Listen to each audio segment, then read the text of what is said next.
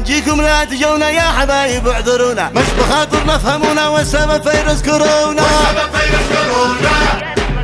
في التفارق لا تدوري والزيارة مش ضروري، هتمرضي وتمرضينا في يدش فيروس كورونا.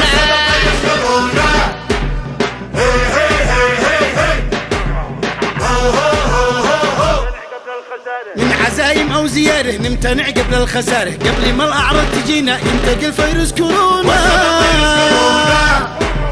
السلام عن بعد افضل بصراحه، ليش نزعل بالعنق لا تحضنونا ينتقل فيروس كورونا.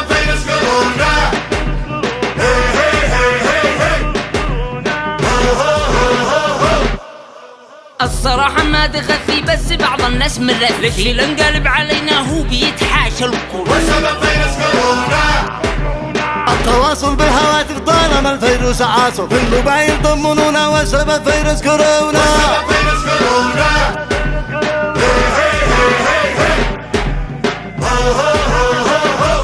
التزم في البيت واجلس إلى الفجر لا توسوس، النصيحة واسمعوني كافحوا فيروس كورونا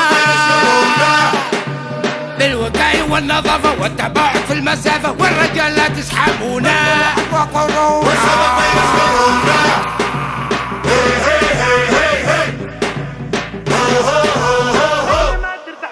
البس الكمامة احسن لاجل ما ترتاح وتأمن، حس باطفالك وفينا وانتبه فيروس كورونا. نعرف الواجب ونفعل ليش ما نفهم ونعقل، قبل ما الناس ينقدونا من نقل فيروس كورونا.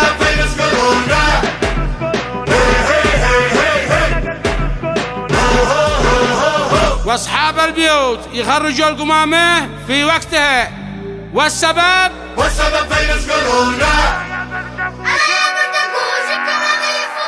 وانت يا فضولي لابس ارتح وشهرجع، مش اشبه ضلولي وللوسط بتنباع. وانت يا مسافر كم لك سنين بتغيب، واليوم في المعابر تشتي دخول التحريم. والله لو يصيبك ان انت ترحم الله ما ينفعك طبيبك، راعي لرحمة الله. ولا لقيت صاحب سلم عليك تحية، وعدل الحبايب وقول لهم كذية.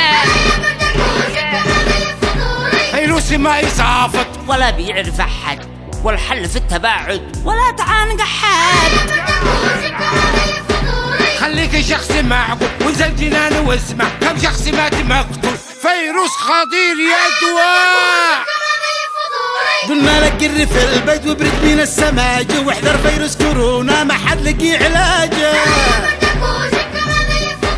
غسل يدك وعقم وحارب الوساخة، مش وقت يا مداعم تدقها سماخة.